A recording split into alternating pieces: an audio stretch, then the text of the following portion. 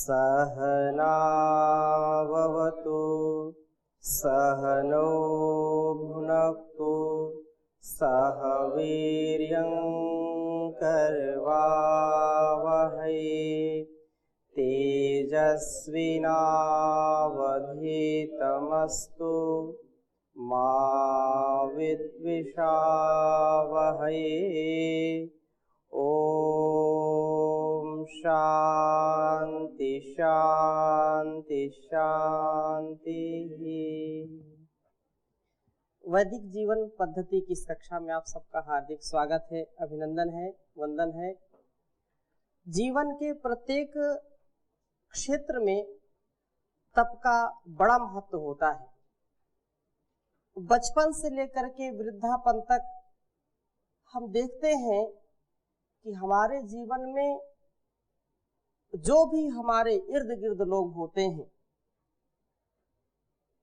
वे तप से परिपूर्ण होते हैं। तपस्या केवल हमारे शरीरगत हो ऐसा नहीं है, केवल मन में हो ऐसा नहीं है, अथवा केवल वाणी में हो ऐसा भी नहीं है।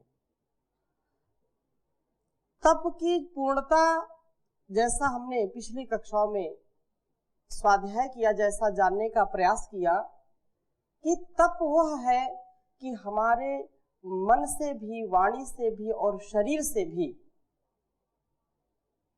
जो चीज की जाती है, जो हमारे और दूसरों के लिए कल्याणकारी होती है, वही तप होता है। बिना तप के मनुष्य का जीवन श्रेष्ठ हो ही नहीं सकता। वही व्यक्ति ज्येष्ठ होता है जिसके स्वभाव में तप होता है। उदाहरण के लिए बार बार इस बात को कहा जाता है कि माँ का जो अस्तित्व है, जो माँ अपने बच्चे को अपने गर्भ में, अपने अस्तित्व में उसको रखती है, वह भी बहुत ही विचार पूर्वक अपने आहार, अपने व्यवहार, अपने प्रत्येक कार्य को बड़ी सावधानी से करती है, क्योंकि उस समय उसका तप उसके कोख में पल रहे शिशु के लिए एक नवनिर्माण का काल होता है। और यह परंपरा हमारी प्राचीन रही है। जो भी महापुरुष हुए हैं, राम, कृष्ण या ऋषियों में गौतम, कपिल, कणाद, जैमिनी, महर्षि दयानंद, विवेकानंद या जो भी क्रांतिकारी हुए हैं, शिवाजी, महाराणा प्रताप, इनको विशेष तप में मातृ शक्ति ने ढाला, तब जाकर के इन्होंने देश को संभाला। इसलिए हम ये संकुचित विचारधारा न रखें कि केवल तप तो वही व्यक्ति कर सकता है जो केवल साधु सन्यासी हो या विरक्त हो, वैरागी हो। ऐसा कभी भी नहीं मानना चाहिए। तपस्या एक माँ बच्चे के लिए करती है, एक पिता अपने परिवार को चलाने के लिए तपस्या करता है, और हम अपने स्तर से हर प्रकार से जीवन को और जगत को उन्नत बनाने के लिए, अपने व्यवहार में पवित्रता लाने के लिए, अपने शरीर को अच्छा बनाने के लिए, मन और इंद्रियों को अच्छा बनाने के लिए हर क्षण हर पल तपस्या ही करते हैं। हमारी दृष्टि ठीक ठीक हो, हमारा विचार ठीक हो, ये तप है। और इसके बिना जीवन में कहीं भी गति और प्रगति नहीं हो सकती है। जो भी दुख कष्ट आते हैं, इनको पालन करने में, उनको सहर्ष स्वीकार करना, उनको अपने गले से लगाना, ये तप है। परंतु यदि कोई व्यक्ति इसको दिखावा के रूप में ग्रहण करता है या इसको दिखावा आडंबर ढोंग रूप में इसको करता है कि मैं बड़ा तपस्वी हूं, या कोई ऐसा बोले कि केवल यही तप कर रहे हैं, यही केवल तपस्वी हैं, ऐसा कभी भी नहीं मानना चाहिए। आध्यात्म मार्ग में, धर्म के मार्ग में, परोपकार के मार्ग में, कल्याण के मार्ग में, नवनिर्माण के मार्ग में हम जो कुछ भी जान पूर्वक सहन करते हैं कष्टों को, और उस पथ से कभी विमुख नहीं होते, उस पथ से कभी भ्रष्ट नहीं होते हैं, सदा सर्वदा सर्वत्र केवल एक ही ध्येय होता है कि मुझको आत्म कल्याण से राष्ट्र कल्याण करना है, विश्व कल्याण करना है। और उससे जो व्यक्ति कभी भी विचलित नहीं होता है, वही व्यक्ति सच्चा तपस्वी होता है। बहुत ही सुंदर बात यहाँ पर कही है कि वास्तव में जो तपस्वी है उसके विषय में कही, ज्ञानैर्मनो वपुर्वित्तैर् नियमैर् इंद्रियाणि च। और आगे कहा, नित्यम यस्य प्रदीप्तानि स तपस्वी न वेशवान। बहुत ही सुंदर बात कही कि शरीर में अच्छे कपड़े या तपस्या दिखाने के लिए आप कपड़े पहने, केवल वो नहीं तपस्वी होता है। उच्चारण करेंगे, ज्ञानैर्मनो वपुर्वित्तैर् नियमैरिन्द्रियाणि च नित्यं यस्य प्रदीप्तानि स तपस्वी न वेशवान। ज्ञानैर्मनो वपुर्वित्तै। ध्यान दीजिए कि ज्ञान से, ज्ञानवान व्यक्ति अपने शरीर को अच्छी प्रकार से रख सकता है। जिसके अंदर ज्ञान है तो वो कैसा आहार ग्रहण करे, कैसा व्यवहार करे, क्या उसके लिए ग्राह्य है, क्या त्याज्य है, उसका जो स्वभाव है उसके ज्ञान के ऊपर निर्भर करता है। व्यक्ति यदि राजसिक ज्ञान से ओतप्रोत है तो वह चंचलता से युक्त होगा, सात्विक है तो उसके अंदर समरसता, परस्परता, आध्यात्मिक जीवन का आधार होगा। और यदि तामसिकता से युक्त है तो उसको आलस्य, प्रमाद और अनेक प्रकार के अवगुणों से अपने जीवन को वह ढक लेता है। इसलिए कहा कि वास्तव में वही तपस्वी है जिसका मन ज्ञान से, क्योंकि मन यदि हमारा संभल गया तो ज्ञान का आधान अपने आप हो जाएगा। व्यक्ति चाहे चारों वेदों का जाता हो जाए, 6 दर्शनों को रट ले, और भी जितने धर्म शास्त्र हैं सबको स्मरण कर ले, लेकिन जब तक उसके मन की चंचलता नहीं जाएगी, जब तक उसका मन स्थिर नहीं होगा, तब तक उस ज्ञान से कुछ होने वाला नहीं है। एक शब्द भी यदि उसके जीवन में उतरता है, उसके व्यवहार में उतरता है, तो वो उसके कल्याण के लिए होता है। और कोई व्यक्ति, उदाहरण के लिए, उसको पता है कि अमुक औषधि खाने से अमुक रोग चला जाता है, किसी को बहुत तीव्रता से बुखार आ गया, सिर दर्द हो गया, और वो जानता है, हजारों प्रकार की दवा जानता है, लेकिन यदि वह रोग से पीड़ित है, औषधि का सेवन नहीं करता है, तो औषधियों का ज्ञान उसका रोग मिटा नहीं सकता है। इसी प्रकार से शास्त्रों का रटना, शास्त्रों का पढ़ना पढ़ाना, ये एक अलग चीज है। उसको जीवन में उतारना, उसको अपने जीवन का अस्तित्व समझना कि जान का मतलब जैसा जाना वैसा माना और वैसा जीना जब हमारे व्यवहार में उतर जाएगा तो वो कह रहे हैं कि तपस्वी वास्तव में वही है जिसका मन जान से और शरीर धन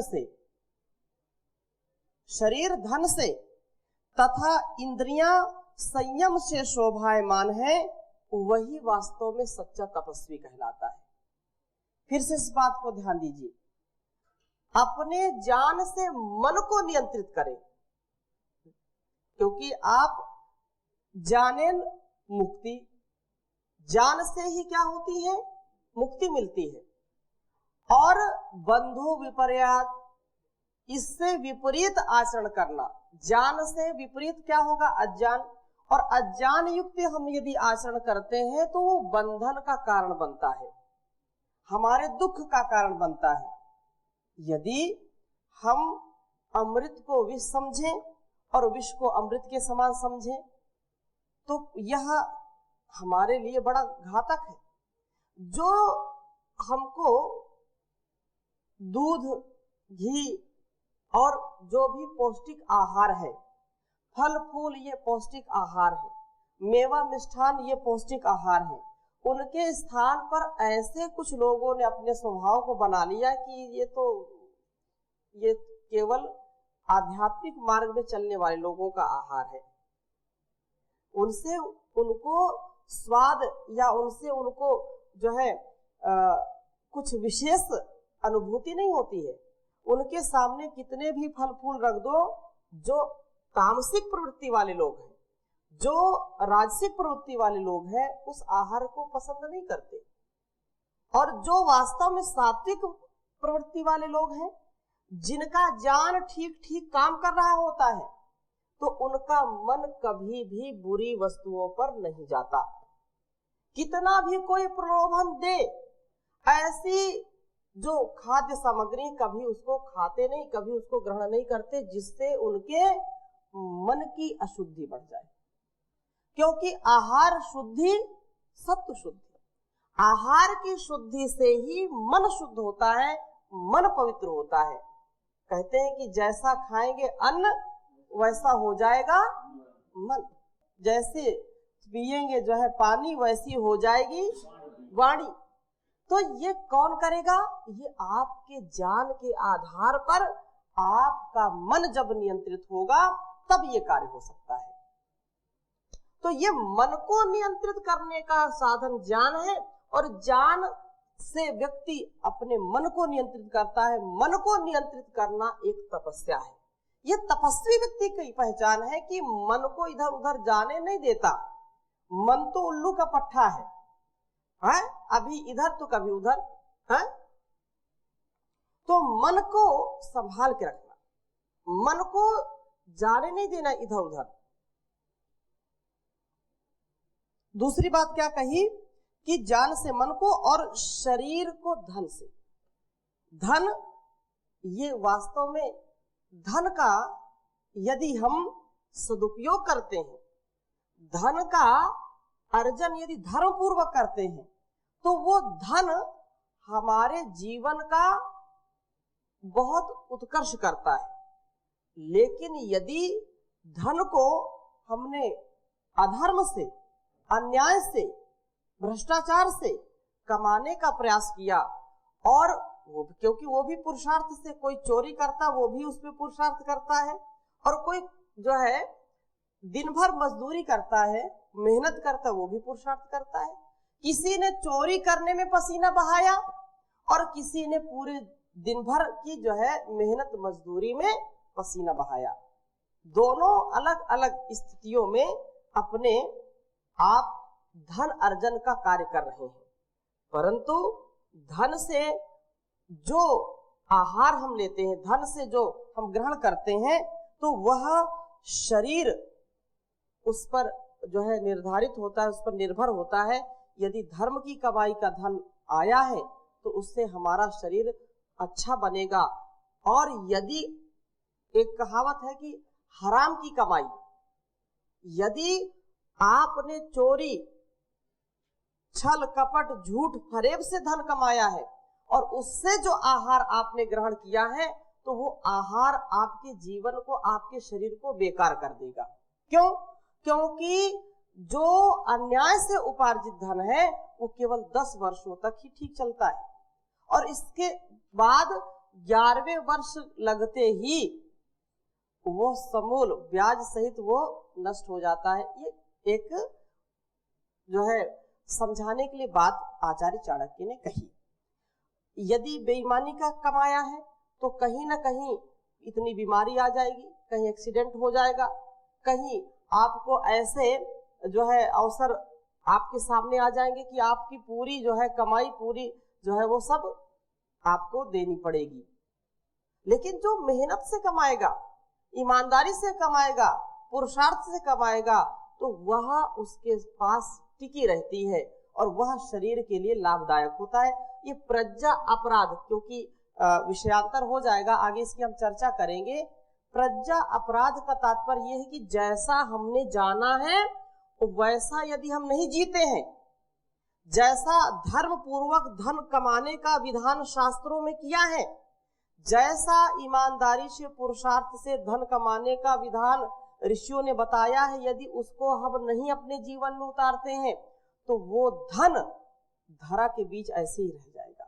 और बाद में ये तो सत्य है, बाद में किसी व्यक्ति का जब प्राण जो है शरीर छोड़ करके निकल जाता है तो व्यक्ति क्या बोलते हैं?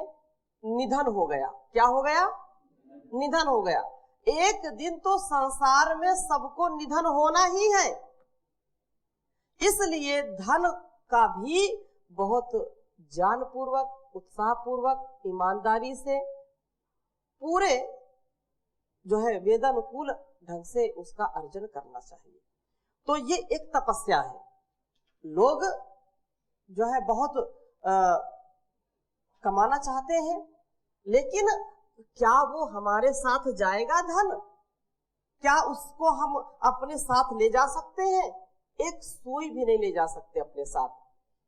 तो कहते हैं जिस दौलत पर तुझे है भरोसा, जाने कब तुझे दे जाए धोखा, ये तो लुट जाए सरेआम रे प्राणी, रट ले हरि का नाम रे प्राणी, रट ले हरि का नाम। तो ये धन दौलत सब यही रह जाएगी, इसलिए हमको धर्म को, तप को, पुरुषार्थ को कभी नहीं छोड़ना चाहिए। यही जीवन जीने का रहस्य है। यूं तो लोग जो है कभी दुख में कभी सुख में रहते हैं, वास्तव में उन्हीं का जीवन सुखी है जो हर स्थिति में अपने आप को सम रखते हैं। कहते हैं ये दुनिया एक उलझन है, कभी धोखा कहीं ठोकर, कोई जीता है हंस हंस कर, कोई जीता है रो रो कर, जो दुख में भी न घबराए उसे इंसान कहते हैं, उसे इंसान कहते हैं। पराया दर्द अपनाए उसे इंसान कहते हैं, उसे इंसान कहते हैं। जो खा खा कर अकेले ही सदा गुजरान करते हैं, यूं भरने को तो दुनिया में पशु भी पेट भरते हैं, पथिक जो बांट कर खाए उसे इंसान कहते हैं, उसे इंसान कहते हैं। तो संसार में तप ही हमको संभाल के रखता है। यदि हमने अपने जीवन को तपमय कर लिया तो दुनिया में कुछ भी अप्राप्त नहीं है, सब कुछ प्राप्त हो सकता है। और यदि तप से अपने जीवन को युक्त नहीं किया तो जीवन में बहुत कुछ पाकर के भी हम खो देते हैं, कभी भी हमको सुख और शांति नहीं मिल सकती है। इसलिए ये बात कही गई है कि चाहे धन हो चाहे मन हो, दोनों को हमको जन के लिए अर्थात तो लोक कल्याण के लिए समर्पित कर देना चाहिए। मन में सदा दूसरों के हित की बात सोचनी चाहिए, और धन यदि हम कमाते हैं तो दूसरों के हित के लिए यदि हम उसको समर्पित करते हैं तो वो धन संपदा हमारे जीवन का उत्कर्ष करती है। सुख और दुख में हमको ऐसी स्थिति प्राप्त हो जाती है कि हम कभी भी विचलित नहीं होते हैं, अपने मार्ग से कभी भी हटते नहीं हैं। और यदि इसको नहीं हम कर सकते हैं तो जीवन में बहुत बार सुख मिलते मिलते दुख आ जाता है, और दुख से भी व्यक्ति विचलित हो जाता है। एक क्षण का भी दुख हमारे जीवन में अंधकार ला सकता है। और यदि जैसे पिछली कक्षा में अभिषेक जी प्रश्न कर रहे थे कि ईश्वर की जो है स्तुति प्रार्थना उपासना करने से क्या लाभ होगा, तो यही विशेष है कि ये तप है, ईश्वर के प्रति समर्पण, ईश्वर के प्रति जागरूकता और उसका प्रणिधान करते रहना, उसका बार बार चिंतन करना, उसके गुण कर्म स्वभाव में अपने आप को सतत चलाते रहना, यह एक तप है। और ऐसा तप व्यक्ति करता है तो कभी धोखा नहीं खाता। आगे जो श्लोक में बात कही है कि ऐसे ही जब इंद्रियां संयम से जो है शोभायमान होती हैं, जैसे मन ज्ञान से शोभा युक्त होता है, शरीर धन से शोभा युक्त होता है, इंद्रियां संयम से शोभायमान होती हैं। धन जैसे, अब शरीर धन का तात्पर्य ये हमारे आभूषण, हमारा पहनावा, तो ये धन एक प्रकार से व्यवस्था जो लोक में है वो शोभायमान करने वाला धन ही होता है। तो धन से धर्म की स्थापना होती है, क्योंकि बिना धन के धर्म भी चल नहीं सकता है। तो शरीर में अच्छे वस्त्र होते हैं तो सभा में शोभायमान व्यक्ति होता है, एक इसका भी ऐसा भी तात्पर्य हमको लेना चाहिए। और अगली बात जो कही कि इंद्रियां संयम से शोभायमान होती हैं। आंख देखने का कार्य करती है, लेकिन यदि आप किसी को मर्यादित रूप से नहीं देख रहे हैं, आप यदि कुचेष्टा युक्त देख रहे हैं, आपकी चेष्टा यदि ठीक नहीं है, आंख देखती है लेकिन आंखें जो है शरीर का मुख्य अंग माना जाता है, इनको आंखों से व्यक्ति अंदर की बात जान लेता है कि आप दुखी हैं या सुखी हैं, आप प्रसन्न हैं या क्रोधित हैं। आप एक बार यदि किसी को और देखते हैं तो आपके अंदर क्या चल रहा होता है आंखें बता देती हैं। आंख, कान, नाक, मुंह, हाथ, पैर, जो भी, इनको नियंत्रित करना, इन इंद्रियों को संयमित करना, जब संयम से युक्त होंगी इंद्रियां तो इनकी शोभा होती है।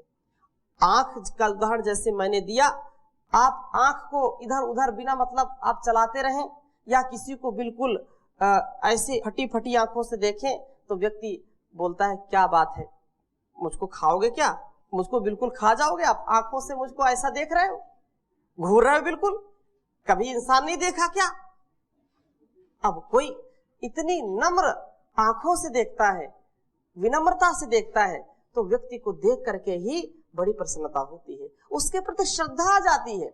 और वही व्यक्ति खुली आंख से थोड़ा सा आंखों का आकार बढ़ा दे तो उससे व्यक्ति भयभीत हो जाते हैं, और कोई बड़े प्यार से देख लेता है तो उसके लोग जो है दीवाने हो जाते हैं, उसके अनुरागी हो जाते हैं, उससे प्रेम करने लगते हैं। तो आंखों, ये इंद्रिय को मर्यादित हम रखें, इनको संयमित रखें, तो संयम ही जीवन है, असंयम मृत्यु। यदि हम इंद्रियों को संयमित रखेंगे, रसना की वासना को संयमित रखेंगे, तो हम कभी भी जो गलत आहार हैं उनको ग्रहण नहीं करेंगे। इसलिए बड़ी बात कही है। और अंतिम बात जो कही है कि स तपस्वी न वेशवान, तपस्वी वास्तव में यही है जो 3 गुणों से युक्त है। और बाकी वेशभूषा से कोई तपस्वी बन जाए या तपस्वी वही हो जो ऐसी वेशभूषा धारण कर ले, ऐसा आंशिक रूप से समझें, सर्वथा ये सत्य नहीं है। क्योंकि वेश तो लोग बदलते रहते हैं, ऐसे दुनिया में बहरूपिये घूमते रहते हैं कि दिन में उनका दूसरा वेश होता है और रात्रि में दूसरा वेश हो जाता है। हर क्षण हर पल वो वेश बदलते रहते हैं, गिरगिट के जैसे रंग बदलते रहते हैं। तो वेशभूषा से कभी कोई तपस्वी ना माना जाए, इस बात का हमको ज्ञान होना चाहिए। वेशभूषा तो बदलती रहती है, अंदर से व्यक्ति तपस्वी होना चाहिए, अंदर से उसका विवेक, उसका वैराग्य होना चाहिए। जो अंदर से तप जिसने सहन कर लिया है, अंदर से द्वंद्वों को सहन कर लिया है, उस संसार में हर द्वंद्व को सह सकता है, हर प्रकार से अपने आप को ऐसे परिवेश में ढाल सकता है, रह सकता है, जिससे उसको कभी भी पतन का मुख नहीं देखना पड़ेगा, कभी वो पतित नहीं हो सकता है। संसार को पतित होने से बचाने वाला वो हो सकता है, संसार को पवित्र बना सकता है। इसलिए ये तपस्या ऐसे हम सबके जीवन में उतरे, चाहे हम गृहस्थी हो, सन्यासी हो, वानप्रस्थी हो, ब्रह्मचारी हो, कर्मचारी हो, युवक हो, युवती हो, हमारा जीवन तपोमय होना चाहिए। हमारा तन, मन और हमारा धन तपमय हो। ऐसी शुभकामनाओं के साथ अभी यही विराम लेते हैं। शेष चर्चा अगली कक्षा में। ओम शांति शांति शांति।